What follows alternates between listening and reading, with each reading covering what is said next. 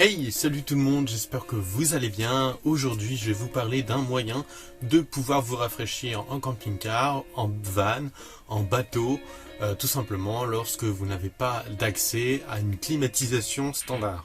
Il faut savoir qu'une climatisation consomme énormément et donc forcément en bateau, camping-car, van ou autre moyen nomade, il est difficile d'avoir autant d'énergie à disposition pour alimenter une climatisation. Donc ce que je vous présente aujourd'hui n'est pas une climatisation, mais un humidificateur d'air ou rafraîchisseur. Donc tout simplement, ça ne marche pas comme une climatisation où il y a un gaz tout simplement réfrigérant. Ça va utiliser des règles physiques très simples, l'évaporation de l'eau avec un vent qui fait forcément un air plus frais. Donc je vous présente ceci, qui est un humidificateur d'air. Il y en a de différents types et différentes formes et différentes tailles également.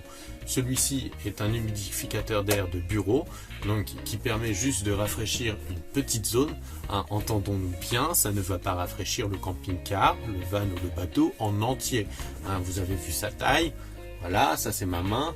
Ça ne va pas rafraîchir tout le mobil-home, tout le camping-car, tout le van. Non.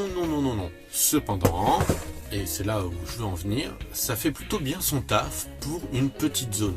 Alors il y en a des plus gros, je vais vous mettre les modèles ici, qui consistent pour des camping-cars et faire vraiment une humidification un peu plus grosse. Cependant, je ne le conseille pas spécialement, surtout dans des vannes ou des camping-cars, où l'humidité risque d'abîmer tout simplement le plafond, avec les infiltrations, ça risque de s'imbiber un peu partout, ça va vraiment pas être top. Mais bon, vous le savez, et c'est là. Donc concernant ce boîtier qui est ici, donc nous avons des petites pales qui se règlent manuellement.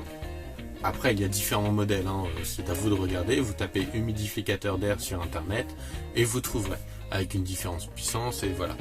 Là sur celui-ci donc j'ai deux boutons, un qui me permet d'éteindre tout simplement, un qui me permet d'allumer la lumière à l'intérieur et qui permet de régler donc la vitesse du ventilateur. Ça c'est la première vitesse, c'est pas spécialement très silencieux. Deuxième vitesse et troisième vitesse. Alors là il faut savoir, je vais éteindre, il faut savoir qu'il est donc sur batterie car celui-ci a une petite batterie intérieure. Il y en a qui fonctionnent juste sur secteur.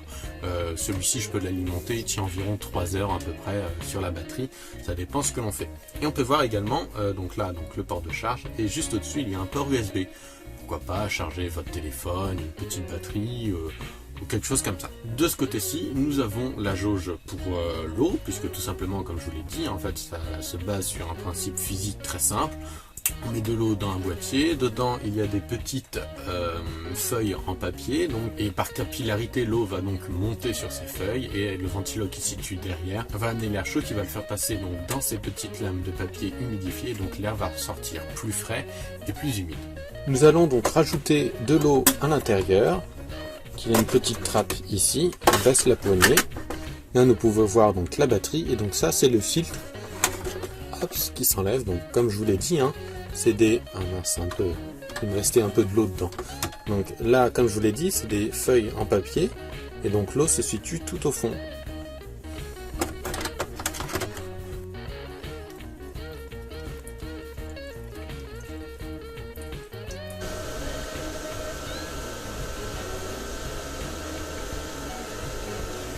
Alors bien sûr ce n'est pas un climatiseur, j'insiste fortement là-dessus. Ne vous attendez pas non plus à un air glacé comme peut le faire une climatisation. Cependant lorsqu'on est en mode nomade, quand on est en van, en camping-car, en bateau, en autre chose, en ce que vous voulez, mettre une climatisation c'est possible, cependant elle ne marchera que à l'arrêt lorsque vous serez branché sur de 220 volts. Mais lorsque vous serez en mode nomade, dans la campagne, dans la nature ou quoi que ce soit, admettons par un temps ultra chaud, alors la journée c'est pas un problème, on peut se balader, se mettre à l'ombre et tout, mais le soir ou lorsque vous travaillez, lorsque vous faites des papiers, lorsque vous mangez, pourquoi pas à l'intérieur, je ne sais pas, c'est tout simplement un moyen de compenser la chaleur. Tout simplement ça va prendre l'air chaud, l'humidifier un petit peu avec donc un air un peu plus frais et ça va vous faire du bien. Cependant ce n'est pas une climatisation, j'insiste fortement là-dessus. Alors à moins que vous ayez un parc de batterie immense dans votre van, dans votre bateau ou dans votre camping-car, mettre une climatisation et la faire fonctionner quand vous êtes à l'arrêt non branché à du 220 volts, ça va être extrêmement compliqué. Bien sûr, ensuite il y a les climatisations intégrées donc au véhicule lorsque vous roulez, mais pareil, lorsque vous êtes à l'arrêt, cela ne pourra pas marcher. Donc c'est vraiment un moyen de compenser le fait de ne pas avoir de climatisation lorsque vous êtes à l'arrêt et que vous n'avez pas de prise 220 volts à côté de vous. Pour ma part, j'en suis plutôt satisfait, je trouve que ça me fait suffisamment d'air frais pour tout simplement déguster un peu moins lorsqu'il fait ultra chaud dans mon camping-car. Cependant, et j'insiste encore, ce n'est pas une climatisation. Donc je ne vais pas spécialement vous mettre le modèle dans la description, il y en a plein des humidificateurs d'air de différentes tailles.